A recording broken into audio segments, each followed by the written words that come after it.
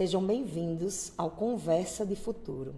Hoje a nossa conversa é tráfego pago e marketing digital. É o segredo da pós-modernidade para alavancar os negócios? Então essa é a nossa conversa de hoje. E hoje a gente tem aqui o Felipe Araújo, que a gente já agradece antecipadamente pelo convite, por estar aqui conosco. Felipe, ele tem uma trajetória imensa. A gente foi pesquisar quem era ele na fila do pão e aí descobriu que Felipe é mestre em jornalismo, pós-graduado em marketing digital e mídia social, graduado em comunicação social, habilitação em rádio e TV e acumula mais de 10 anos de carreira. Chega, faltou fôlego para poder falar. Então, seja muito bem-vindo, Felipe. É um prazer tê-lo aqui e vamos começar, certo? Vamos embora. Vamos embora. Então, para começar, comunicação social foi sua primeira ideia, sua primeira escolha e teve alguma motivação?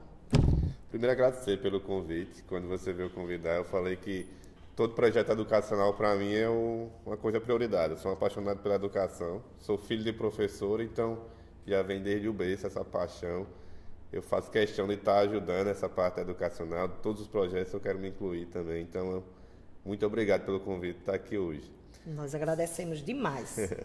Sobre a pergunta, não foi a primeira opção, mas quando eu fiz com 17 anos o vestibular, eu não coloquei nenhuma vez a opção comunicação social. No outro ano, que eu tentei novamente, eu coloquei a opção comunicação social por causa do Caco Barcelos, aquele jornalismo investigativo dele. Eu fiz, rapaz, eu acho que eu vou tentar comunicação social. E aquilo ali fui me apaixonando por aquela área. E aí tentei o curso. Que em 2008, mais ou menos, passei, comecei em 2009, me mudei, saí de Campinas, vim para João Pessoa. Ah, você é de Campina Sou de Grande? Campina Grande. Mas tentou aqui na Federal? Tentei em Campinas, João Pessoa, tentei o EPB, o UFCG e o UFPB. Sim. E aí passei na Federal. Para Campinas eu tinha passado para administração. E aí foi onde eu decidi realmente que eu queria seguir a área de comunicação social, estudando aqui em João Pessoa. Bacana, bacana. Você sempre atuou no marketing digital ou houve algum momento que você fez uma transição? Você estava em jornalismo e transicionou para o marketing digital? Ou desde sempre foi isso? Eu gosto de brincar que eu trabalho com digital desde quando a lei era só mato.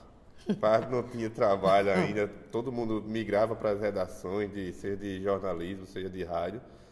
E eu peguei e comecei a ver aquilo ali como uma oportunidade. Eu disse, rapaz, está todo mundo indo nessa fila aqui, eu vou pegar uma fila menor. E aí foi quando eu comecei a estudar como fazer ainda no Twitter as campanhas de digital. E aí comecei a fazer esse trabalho no digital e desde 2010 que eu faço esse trabalho estudando essas redes sociais. Você começou a estudar essas redes sociais, essa questão do marketing digital na universidade ainda ou fora? Na universidade ainda. Agora, na universidade, a gente não aprendia nada disso. Pois é, eu ia perguntar se a grade curricular ela contempla esse tipo de conteúdo. A minha grade é aquela grade antiga ainda. Eu peguei antes da reforma. Mas era quase impossível também para os professores tratarem desse tema, né? Aí, por isso que eu vi como uma oportunidade também. De pegar uma alçada que era nova ainda. Apesar de ter, 14 anos mais ou menos isso.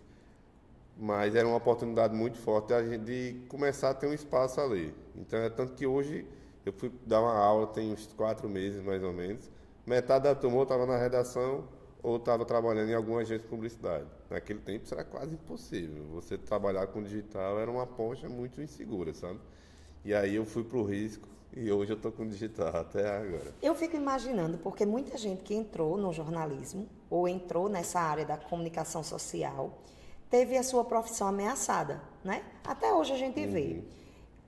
Você sente isso no sentido que muita gente que não tem uma formação, digamos, uma educação formal, atua fazendo o que você faz? Existe um impacto para você enquanto profissional que tem uma carreira educacional formada, estabelecida, você sente uma ameaça dessas pessoas que trabalham com digital e que não têm esse preparo? Principalmente com o avanço agora da inteligência artificial, eu acredito que muita gente está se nomeando como um profissional digital também. Exato. Tá? O cara que nasceu ontem já sabe fazer isso. Mas eu vejo como uma oportunidade também, de ter que estudar ainda mais para ser melhor. Porque enquanto eu peguei essa transição de redação para digital, essa galera já nasceu com isso. Então eles têm uma propriedade de fala muito boa também. Eu não gosto de desmerecer o adversário. Sim. Mas eu gosto de realmente entender por que as pessoas estão procurando aquelas pessoas. Entendi. E aí começar a oferecer esse serviço diferenciado, sabe?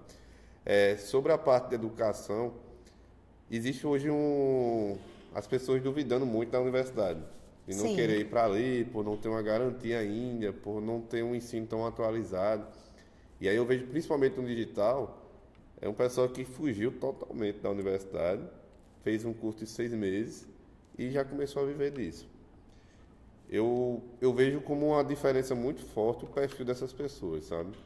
A universidade, ela ensina muito a pegar maturidade pessoal também. Pelo menos para mim, é um grande divisor de águas na minha vida, porque eu aprendi tudo, de como viver, de como se relacionar. Então, essa parte ética é fundamental. Eu fiz um mestrado em jornalismo e eu analisei alguns perfis de divulgação, entre eles o perfil de Emerson Machado. É impressionante a diferença de um perfil de jornalismo mesmo e um perfil de Emerson.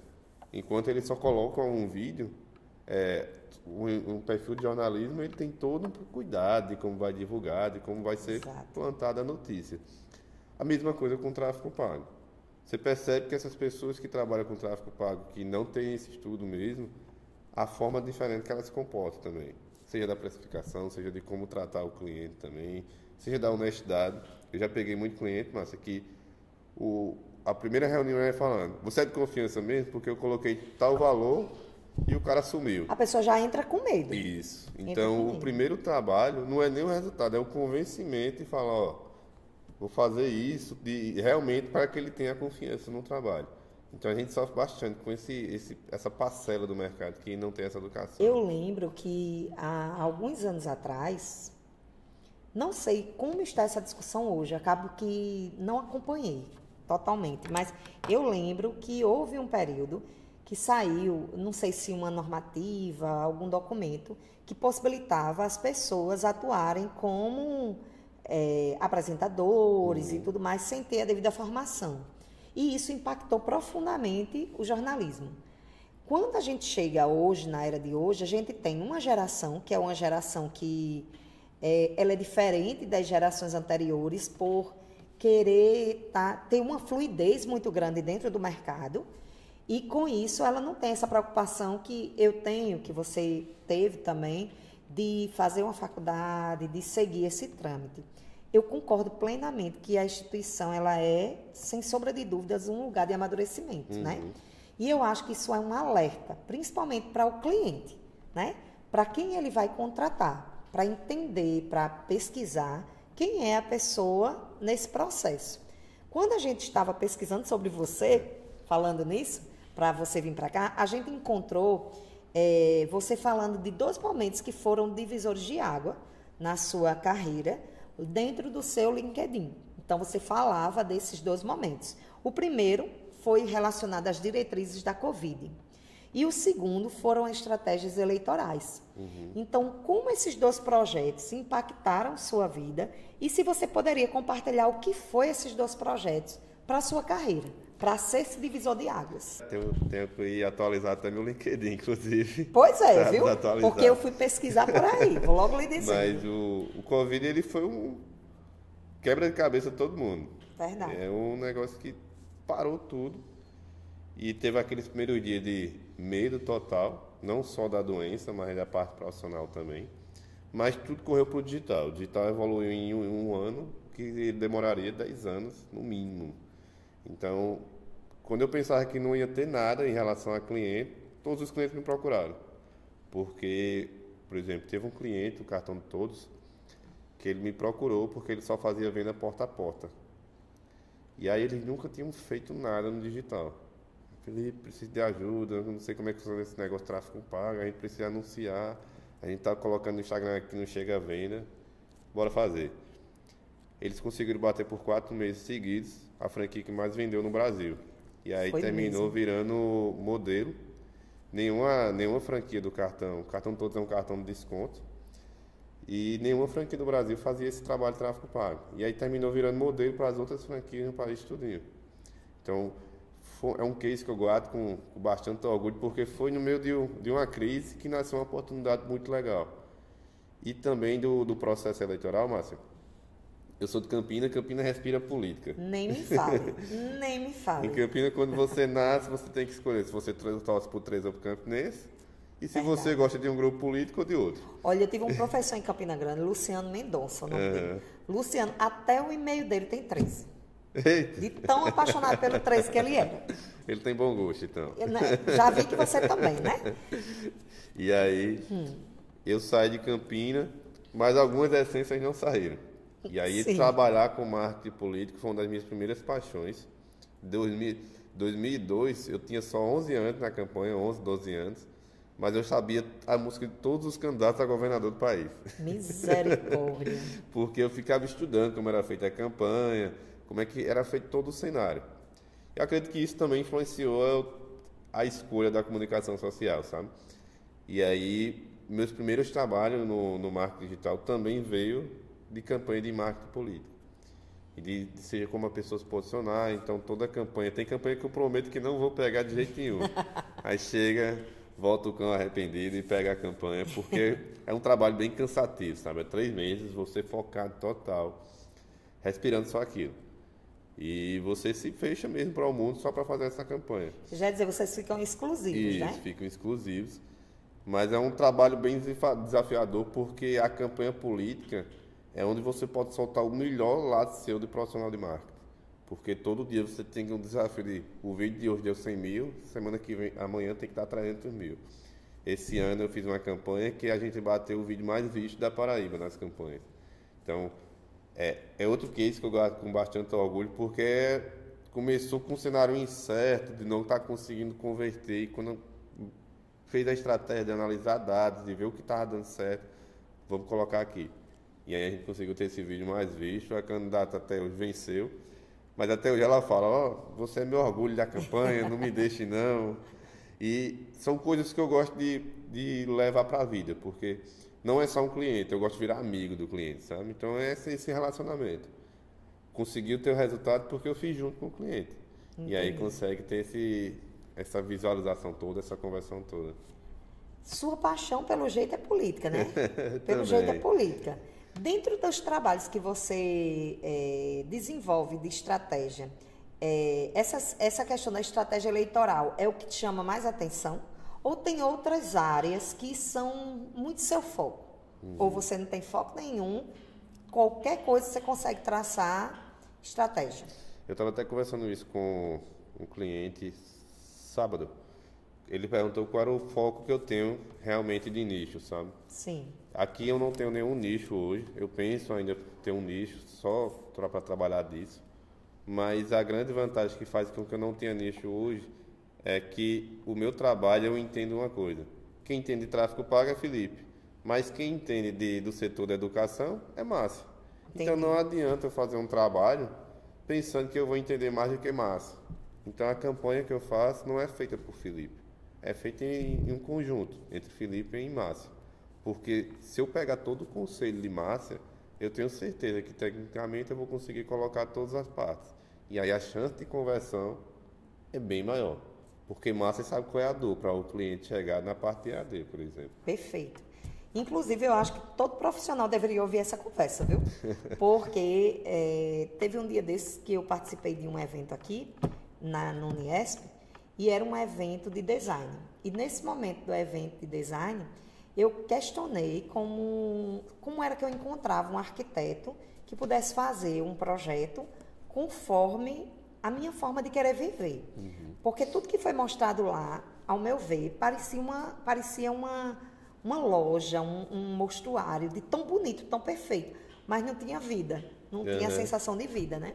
E lá, na hora, disse, não, a gente procura, a gente faz um levantamento de como a pessoa quer, mas que eu acho muito difícil a influência do profissional não chegar nesse sentido, né? E aí você me traz esse outro ponto de vista que eu acho que é fundamental, que é o respeito ao cliente. Uhum. Respeito a quem ele é, às ideias dele, a como ele pensa, para você poder desenvolver o trabalho que vai alcançar o número que ele precisa. É uma parte educacional mesmo, sabe?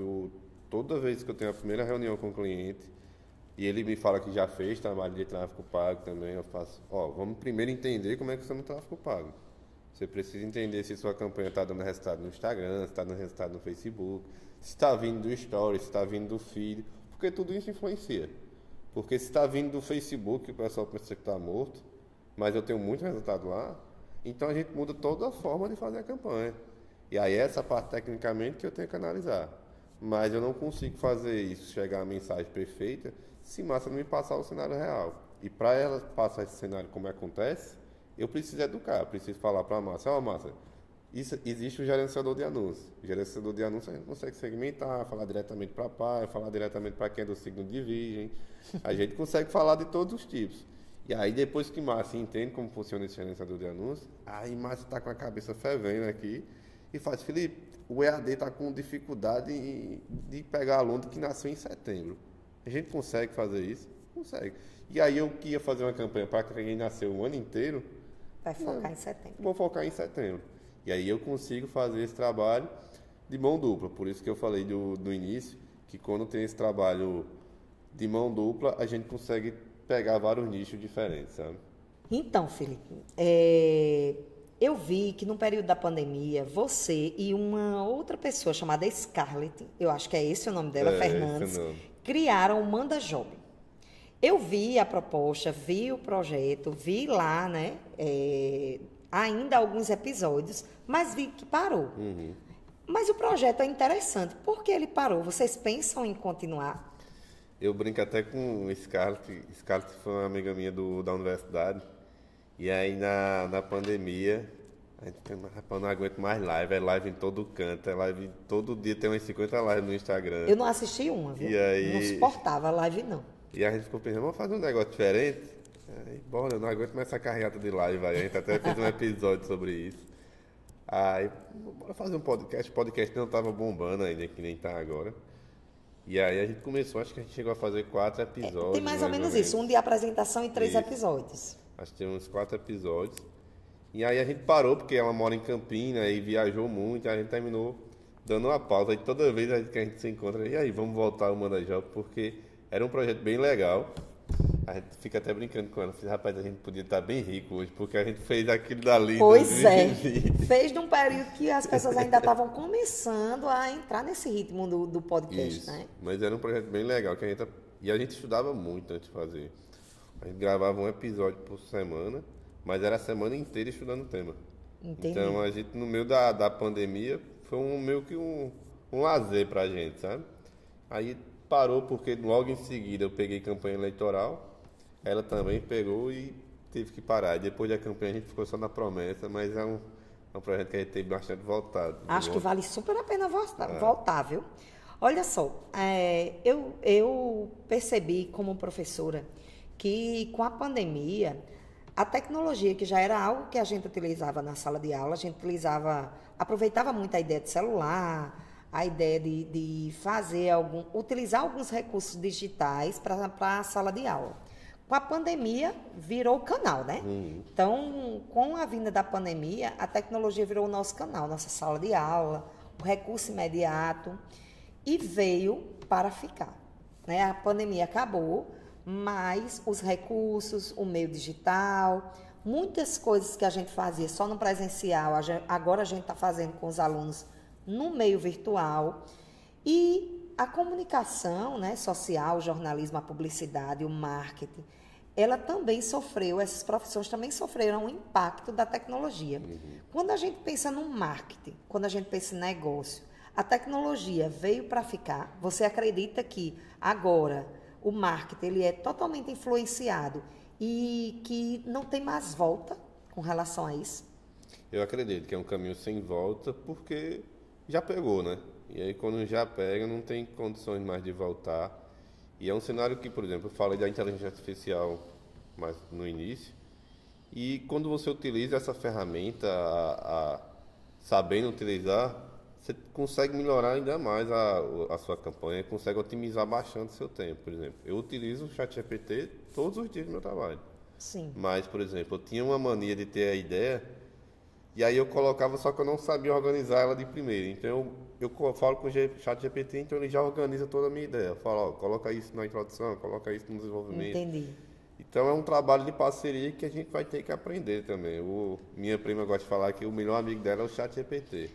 Ela dá bom dia, dá boa tarde. Fica cuidado para não se apaixonar. Não, o que eu fico com medo é que ele comece a me dar bom dia sem eu perguntar nada. Porque a partir do momento que ele começar a me dar bom dia, então o caso é grave, viu? Mas é muito importante a gente pegar essas ferramentas e saber também trabalhar com elas, sabe?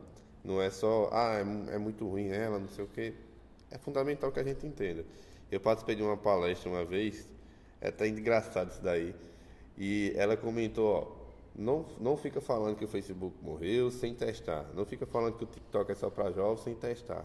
E ela é casada. Marta Gabriel, ela é uma das principais referências de marketing. E ela pegou e fez, eu sou casada e entrei no Tinder, falei com meu marido que eu entrei no Tinder só para ver como funcionava. Para saber se dava para fazer uma campanha de divulgação lá dentro. E ela passou uma semana só estudando como funcionava aquela ferramenta. Isso é bem legal, porque muitas vezes a gente fica no acho, e ela, na prática, viu? ela mostrou um estudo de caso realmente como funciona, né? Perfeito, perfeito. Eu te fiz essa pergunta porque dentro da educação a gente tem consciência que veio para ficar. Mas os recursos digitais, eles são ferramentas, né? Não vai substituir, ele é a ferramenta, ele é o meio que a gente vai utilizar. Por exemplo, você falou do chat GPT, a ideia é sua. Ele vai organizar, ele vai estruturar a sua ideia. E a gente tem visto dentro da educação algumas respostas com relação a isso negativas.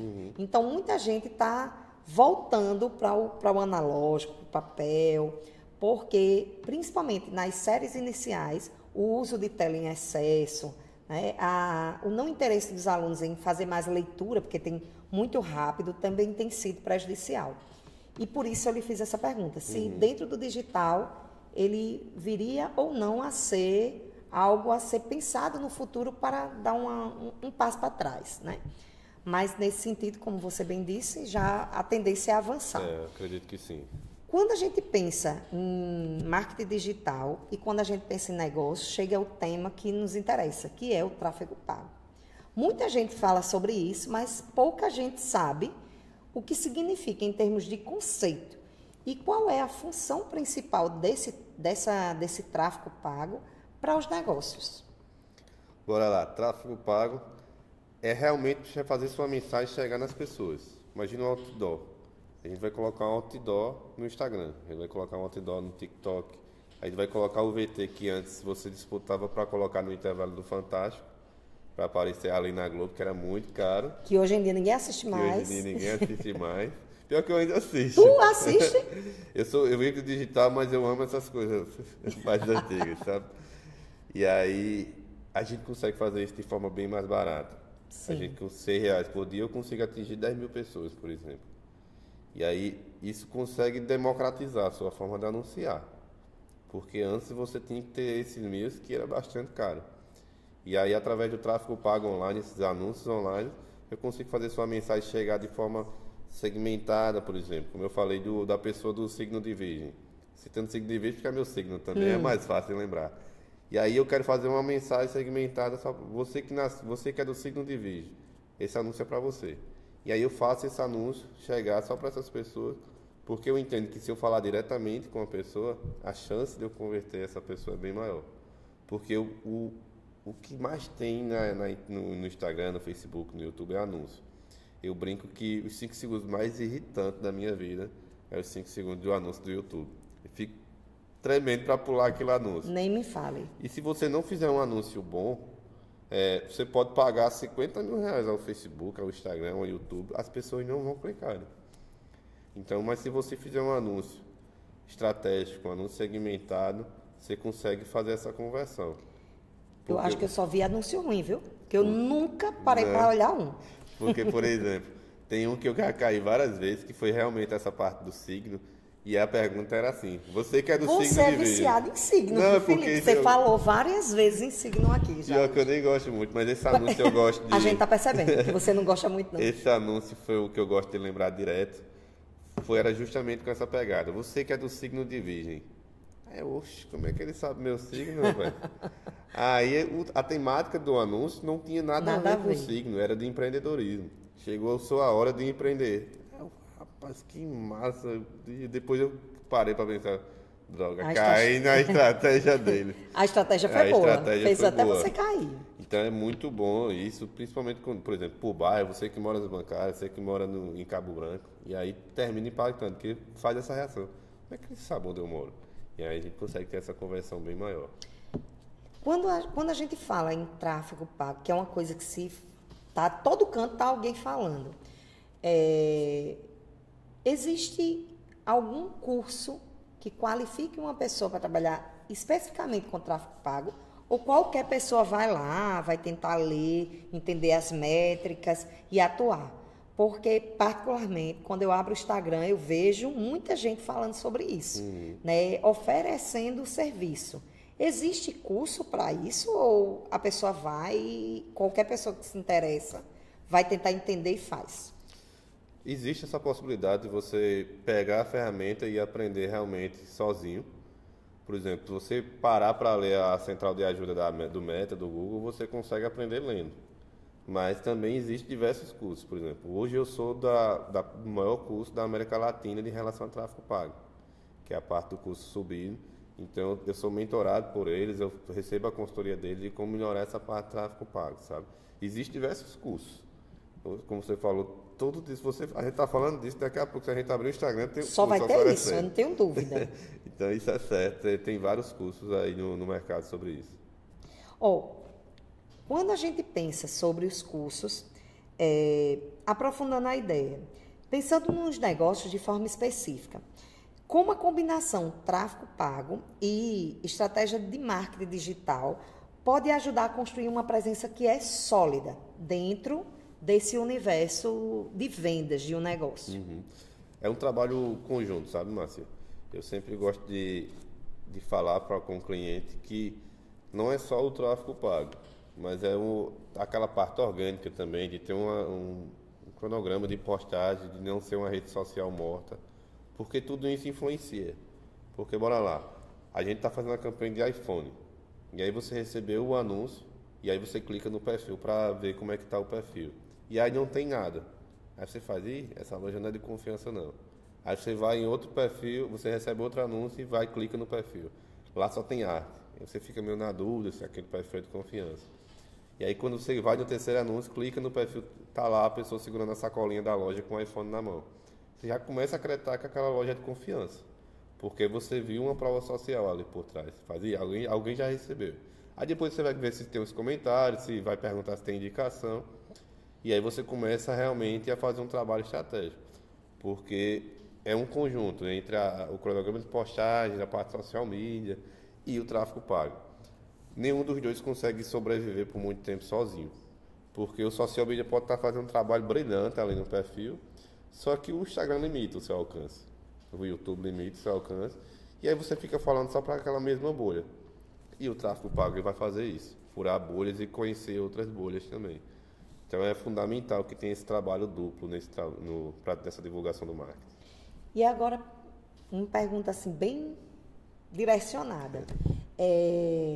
Quando um profissional como você recebe um cliente, recebe uma proposta, já teve algum caso dele ter um produto no qual você não acreditasse? Por que é que eu faço essa pergunta? Quando a gente pensa em trabalhar o marketing, trabalhar tráfego pago de alguma coisa, de algum produto, de algo que a pessoa, algum serviço que esteja ofertando, entra para você o peso que aquilo é efetivamente válido ou vocês não se preocupam com isso e vai fazer o trabalho de vocês que é promover aquilo? Vocês não botam na balança para entender se aquele produto é efetivamente aquilo. Por que eu estou perguntando? Por exemplo, vamos supor de maneira aleatória que eu contrate você para vamos supor, uma marca de roupas, de vestimentas. Só que eu trabalho com couro animal, digamos assim, pele animal, né? E vai de encontro a uma série de questões de responsabilidade social. O profissional de publicidade que vai trabalhar com isso, que vai trabalhar com tráfego pago, ele faz essa análise também ou não? Ele simplesmente vai trabalhar de acordo com o que o cliente quer. Ele quer atingir tal público.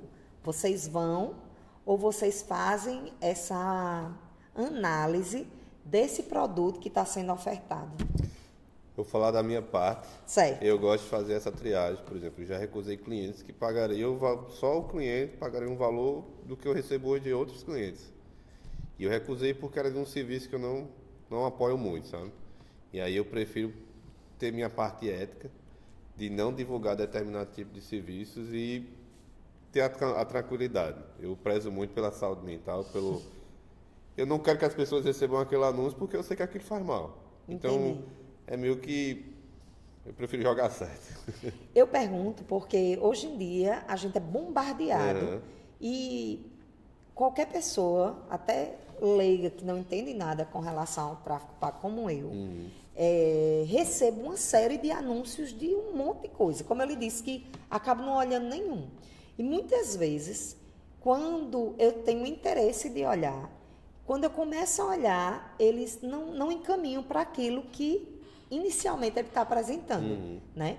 E aí a minha curiosidade era justamente essa, se existe uma triagem ou se vale tudo quando se trata de fazer um negócio ser lucrativo. Por isso que eu lhe perguntei.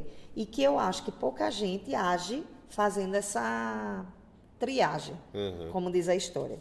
Hoje em dia, quais são as principais plataformas que são utilizadas para tráfego pago?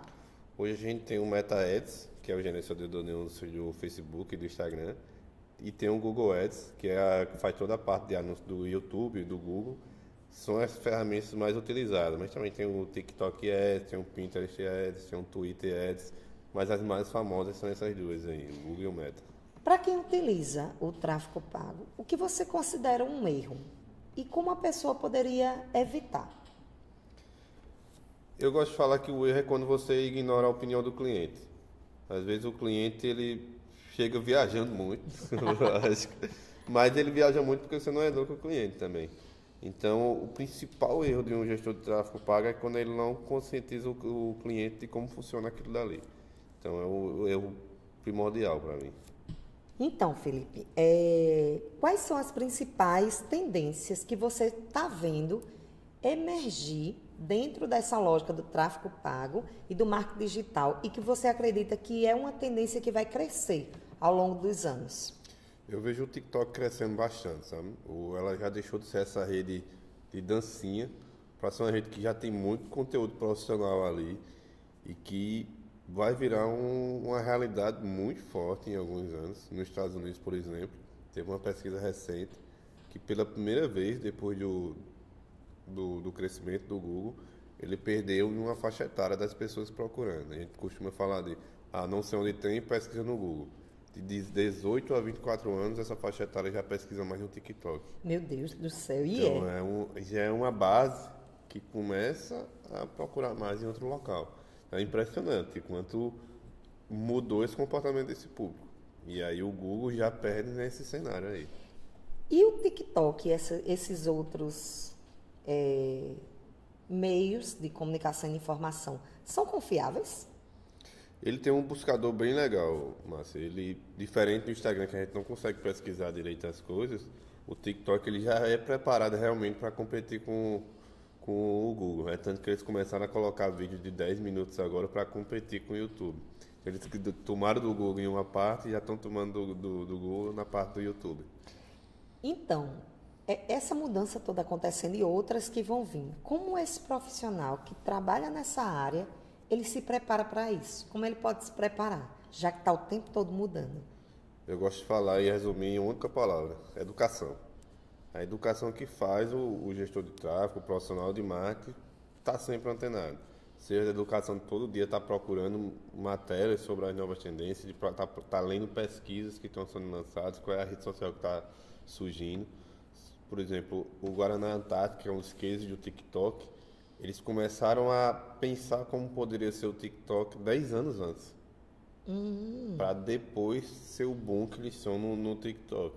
Então, foi fruto de muito estudo ali, de teste internamente, para lançar para o povo. A Magalu não surgiu, a bonequinha ali de 3D, não surgiu à toa. Eles estudaram que uma boneca mulher daria mais retorno. E hoje é o sucesso que é. Hoje você conversa. A Magalu manda parabéns para mim. Todo ano eu recebo a mensagem dela. E eu achei tão interessante um estudo que houve social, né, a respeito dela, desse perfil aí da Magalu, que foi uma pesquisa relacionada à mulher. Eu não lembro se era sobre... Era uma pesquisa sobre mulher e começaram a identificar que inúmeras pessoas que, principalmente homens, quando perguntavam alguma coisa, questionavam, ela não sabia, insultavam ela. E muitos insultos machistas. Não sei se você chegou a ver. Mas é muito interessante como essa questão social ultrapassa, né, a ideia do ser humano e vai para um IA. Só por ela ser mulher. Isso. Né? E como é interessante isso. O quanto influencia isso, né? Mesmo Totalmente. sendo um IA, ela pega toda a margem da sociedade. Mas ela... Até isso eu acredito que é pensado. De ser um avatar ali para evitar também esse desgaste. Imagina o tanto que as pessoas, atendentes humanos mesmo, sofrem. Sofrem, né? Então, tudo isso é estudo por trás. Aqui a gente tem um curso em EAD em marketing, né? E a gente tem um público que é muito estudante, muito mais estudante que está acompanhando e tudo mais. Para esses estudantes que estão querendo ingressar, mas ainda estão no processo de formação, qual conselho você daria para que essas pessoas pudessem se aprimorar mais para entrar nesse campo, nessa área que está crescendo? Eu gosto de copiar a chacrinha aí. A gente não cria nada, né? A gente copia. E a gente tem que copiar quem está dando certo. Tá procurando realmente esses cases de sucesso, por exemplo. Vamos passar o dia vendo o TikTok do Guaraná Antártica aqui. Passar o dia estudando porque a Magalu dá tanto certo no Instagram.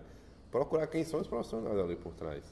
Não utilizar o LinkedIn só para divulgar, só para procurar emprego. Mas ver realmente quem são as pessoas que estão ali no LinkedIn e entender como é que elas se comportam. Para aquelas pessoas serem espelhos também.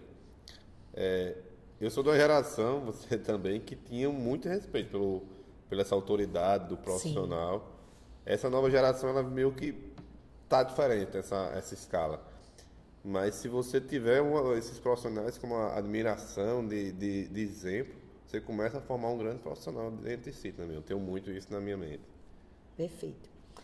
Olha só, Felipe, aqui a gente vem, conversa e chega um momento que a gente chama de insight. Esse momento que a gente chama de insight é uma lista de palavras que a gente joga para você, só palavra, e sobre isso tudo que a gente conversou, você dá uma opinião, um conselho, você traz uma perspectiva do que a palavra significa dentro desse âmbito da sua profissão, de tudo que você trouxe. Pode ser? Pode ser. Então vamos lá. Network. Fundamental. É fundamental, você não consegue crescer o seu negócio sem network. Porque é uma comunidade. E aquilo dali vem de indicação, por exemplo, meus clientes todos vêm de indicação. Raramente vem de prospecção mesmo, sabe? Então, se você não tem network, você fica na sua bolha e aí, por muitas vezes, o ego termina atrapalhando. Eu sou bom nisso, as pessoas vão vir atrás. Não vão vir. Porque não existe vendedor melhor do que uma indicação. Eu tenho um grupo de amigos que todos compraram um robô de limpeza. O redondinho. O redondinho. Começou com um comprando, o resto do grupo nenhum gostava. Ele convenceu todos a comprarem. O network ele está em várias coisas, porque essa indicação termina funcionando muito. O tráfego pago funciona, mas sem network aquilo não tem resultado. Carreira ou trabalho? Eita. Eu acredito que carreira, porque você projeta um tempo da sua vida dedicado àquilo dali para depois ter um lazer, ter um momento de descontração. O que significa realização? O que você deseja? Eu tive muitas realizações esse ano, por exemplo. Ter viajado para Londres, passar um mês estudando lá, ter me perdido em Londres. Quando eu cheguei na frente do hotel que eu ia ficar, caiu a lágrima na hora, porque eu consegui chegar eu saí do aeroporto 4 horas da tarde, cheguei na residência de 7 horas. E não sabia falar inglês direito. E quando eu consegui chegar, eu fiz, meu Deus, hoje foi o dia que eu mais me desafiei e consegui chegar. Então, eu gosto de falar que a realização está em pequenas coisas do meu dia a dia. Tá fazendo esse podcast aqui hoje é uma realização. É uma divulgação do meu trabalho, é uma conversa bem legal. Então, a realização é todas as conquistas que você tem durante o dia. Eu comecei até a adotar agora que a realização está até quando eu não consigo as coisas. Porque é onde eu começo a ver a crise da pandemia, para depois pegar uma oportunidade, sabe? Perfeito. O que foi educação na sua vida? E o que é educação na sua vida? A educação na minha vida é tudo. Tudo eu sempre coloco a educação. Até quando eu não podia investir muito em educação, eu sempre busquei ela. Então, eu não tive medo nenhum de sair de Campinas para morar aqui em João Pessoa, porque eu apostava 100% nesse projeto educacional. Como eu falei, eu sou filho de professora, então eu sou um apaixonado pela educação. Eu não consigo me ver um dia sem estudar, porque é fundamental, é minha meta diária ter algum estudo. Então, isso é fundamental para mim. Mundo digital. Minha vida. Tem nem como, né? Tem nem como. E sucesso? O que é ter sucesso para você? Sucesso ele está um pouco parecido com realização, sabe? Às vezes depende, o sucesso não é uma fórmula de bolo, uma fórmula de bolo. Eu acredito que sucesso é aquilo que você planeja alcançar. Então, tem gente que é feliz de um jeito, tem gente que é feliz de outro jeito. O sucesso é isso. O que significa erro para você? Eita, O erro eu acredito que a gente erra bastante durante o dia, mas um erro que eu não consigo me perdoar é quando é um erro que eu já fiz, sabe? Então, caramba, errei de novo isso, e eu não gosto muito, eu me julgo bastante em relação à minha parte profissional, a parte de esposo, a parte de tudo, eu já acordo me julgando, sabe? Então, eu fico tentando corrigir esses erros. Você falou muito no momento que a gente estava conversando sobre isso e nem sabia que essa palavra ia estar aqui. Eita. Mas ética. Ética é fundamental. Eu sou apaixonado pela ética. Eu acho que a ética e a educação estão bem vinculados, sabe? Um profissional com ética, infelizmente, ele está bem raro no mercado pela queda de diploma, por tudo isso. Então, eu sempre vou ser um defensor da ética. Eu prefiro abrir mão de alguns cenários, mas ter a ética comigo. Às vezes as pessoas, é besta. Mas deixa eu tranquilo aqui com minha ética, então. Como você lida com planejamento? Como é planejamento para você? Eu acredito que tem que ter o risco, mas sem planejamento a chance de dar erro é bem grande. Então, quando, por exemplo, eu planejei ir para Londres estudar, então durante 6 meses eu tive que focar estudando inglês em casa, para saber, para chegar lá pelo menos perguntar como era o nome das pessoas. Mas é muito difícil o planejamento interno. Eu vivo fazendo planejamento para meus clientes, mas o planejamento interno é um desafio gigante para mim. E aí eu sou bem analógico, por mais que eu viva do digital, eu tenho um quadro em casa. E aí eu comecei a desenhar, eu comecei a escrever todos os dias. Segunda, eu tenho que fazer isso. Terça-feira, eu tenho que correr, tenho que ir para a academia. E aí começou a funcionar. Mas é um planejamento para sair realmente das desculpas, sabe? Então, por último, né, diante da sua trajetória, da sua vida, de tudo que você já leu, que você estudou, qual foi o conselho, a inspiração, a frase que não deixa você desistir? Que fica ali na sua mente, sempre te dando esperança para seguir. Existe algo assim? Não tem um conselho em si, mas os meus pais são a minha grande inspiração. Mesmo eles não querendo que eu saísse de Campinas para ficar morando sozinho aqui em João Pessoa, eles sempre apoiaram 100%. Então, todas as vezes que eu vou para algum projeto, eu estou com 34 anos e ligo para meu pai. Pai, vou pegar isso. Pegue. Eu sei que você consegue. Então, eles são minha grande fonte de inspiração para todos os projetos. E apoio, né? De apoio, de conversa. Então, eu acredito que o grande profissional, ele não é formado só do estudo. Ele tem toda essa base por trás ainda também de ter respeito pelos pais, ter ética. Então eu tenho muito isso comigo, de sempre levar ele nas minhas conquistas, nas minhas dúvidas, nos meus fracassos, e por aí vai. Felipe, muito obrigada pela conversa. Para que você não esqueça da gente, a gente tem uma lembrança para você, né? Muito obrigado. Para que você não esqueça daqui, desse momento, dessa conversa que foi tão importante para a gente. Eu vou pegar todos os seus contatos para que a gente possa colocar seu Instagram, como as pessoas chegam até você, né? Que você é um profissional excelente. Muito obrigado. E a gente ficou extremamente feliz de você topar, de você vir para cá, de você conversar e contar um pouco da sua experiência para todos nós.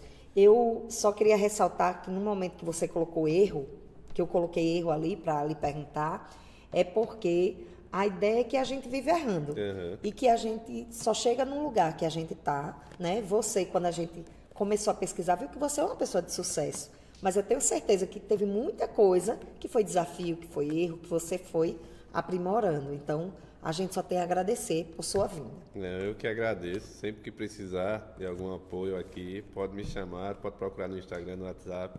Pois, se prepare, viu? Se prepare. Tá certo. Então, gente, muito obrigada por esse dia. A gente encerra aqui, mas fiquem atentos às nossas redes sociais, que estaremos divulgando os próximos episódios.